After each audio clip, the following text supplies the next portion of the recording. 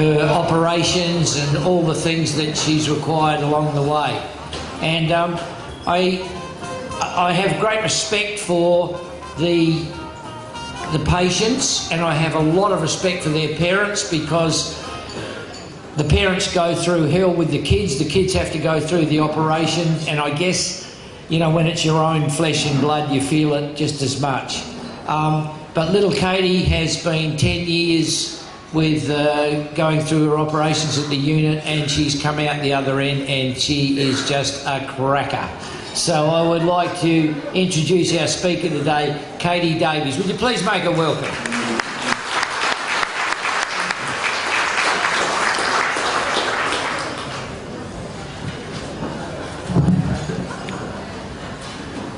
Oh, that was a wonderful introduction. I'm not that tall to get down. Okay, as Bob said, my name is Kate Davies. I'm from Queensland, Brisbane. That's where I study, up there. I study animation. I was born with a syndrome called Perry-Romberg's disease.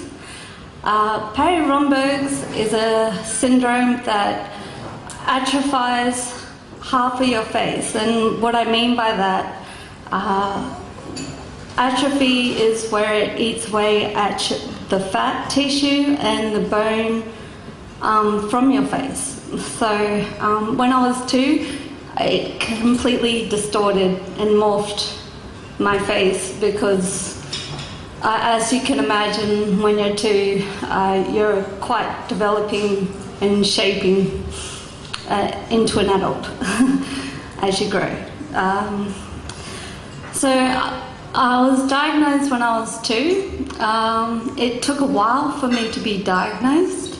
I had to go through at least 5 doctors before we found someone that actually knew what it was. It was quite scary for my parents, because I think the first time I was diagnosed, they said I had a brain tumour. And that really scared my parents, because along with the bone and fat being eaten away from half my face, I developed epilepsy, and it's uncontrolled. And so they took me to Brisbane, and luckily my dad's company at the time flew us all the way over there and paid for it. So we got to see a wonderful doctor over there called Barry Appleton, who was my neurologist, and he said, that looks like Perry-Romberg syndrome. It's extremely rare, like 1 in a billion chance. And I was just lucky that someone actually figured it out, because who knows what could have happened to me. So I'm kind of happy that I got it when I was 2, because as I grew up, this is the only face I've ever known. I've heard of people growing up and they've been hit with it at 20, and so they've been like having such a wonderful time with this symmetrical face, and then all of a sudden, bam, it takes away your life. And I can imagine how devastating that would be. But growing up, I was full of confidence. I have amazing brothers and sisters that never treated me any different, even when we were fighting, even when we were playing. So they were just the best people to grow up with, because I never felt different from anybody else. But before Craniofacial Australia, I always was afraid to walk out of the house without hair in my face, or makeup on, or some sort of mask, because I always thought I had to hide. When I decided that I wanted plastic surgery, I went down to a couple of doctors in Brisbane, and they really weren't shy about saying that they weren't competent to operate on me because of the microsurgery. One doctor actually said to me that it would be easier for me to be hit by a car than to operate on me the way I was. And at 15 years old, I was quite influential because I thought that might be the solution, because it's such a rare disease. Maybe I should just go hit by a car. So many people get treated for that. So, I ran out of his office crying, and we went back up to our small town, Mission Beach, and my mum's friend came up to us and said, have you heard of this place? I think it's called Craniofacial Unit, Craniofacial Australia. There's this amazing doctor down there. And I was like, no, Mum, I don't want to go down and see any more doctors. There's no more doctors. And she's like, let's just try this one. My friend seems like pretty sure about this guy. And so I was just like, okay, well, I've never been to Adelaide, so holidays for me, time off school. So I went down and I met with Prof. David, and it changed my life forever. It was life-changing. They have a logo that says changing faces, changing lives, and at 16 years old, no, I'm fine. I'm just an emotional person. It's okay. You're doing very well. I had these absurd ideas of what I could change about myself, and he said, no, no, it's not gonna happen like that. We're not gonna have this extreme makeover. You're not going to be looking like a perfect Barbie doll, because those are the types of shows I would watch at that age. But he said, no, your operations will take a very long time to heal from, like at least 3 months each operation. And which made those shows look really unrealistic. So, and he goes, and I want to ask you something. Could you wait till you're 21 for your first operation? I was like, no, I want to look normal now, And he goes, but I want your face to be fully developed.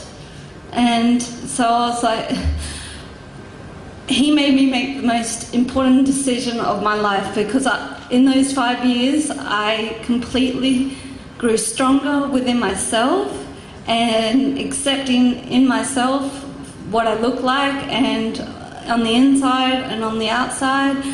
And like I said before, craniofacial, I wouldn't wear my hair on my face in public at all, or without makeup. And these days, I'll walk around, whatever, I'll take my makeup off, I'll put my hair back. I'm proud to be different. And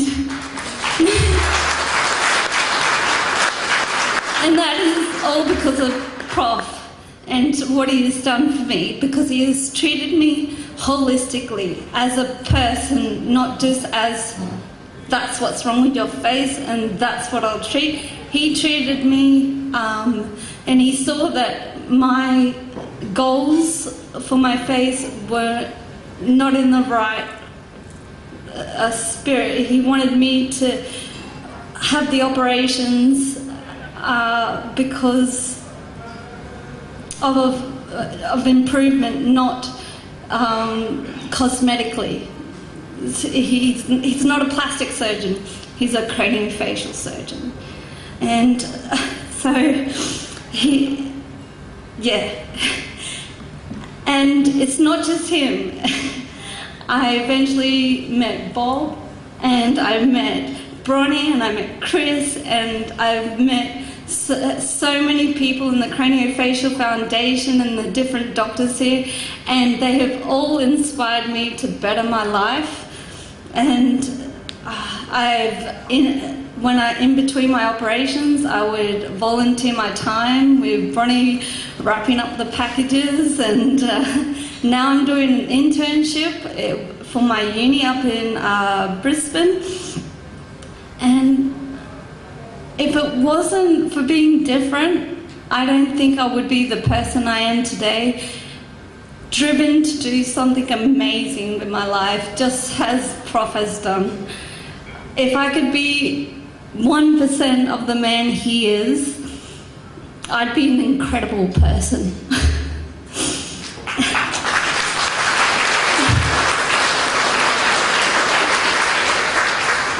And I know a lot of people think he's very grumpy, but all you have to do is poke fun at him and he'll smile. But lastly, I just want to thank just a couple of people. My father, who came all the way down from Northern New South Wales, just to see me speak today. You will never truly know what this means to me for him to be here today. My mother that can't be here, but has been through every operation with me, over 10 plus surgeries, and held my hand. Like I said, my brothers and sisters that have just been the most wonderful people that have probably made me the strongest person that I could be, and my partner, Chris, that calls me beautiful every day, even when I don't believe him. So, I love you. Thank you, Craniofacial Australia.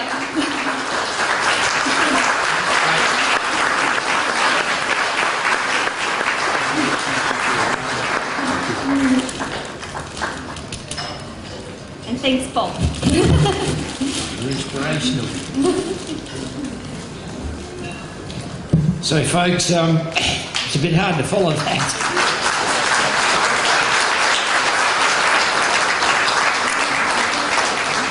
We see this all the time at the foundation, and it's inspirational to all of us, and that's why we keep doing what we do. And, you know, I found it difficult when Kate then said, Prof's grumpy. Prof grumpy? I wouldn't have it. Anyway, we'll have a little break. I think we all need a little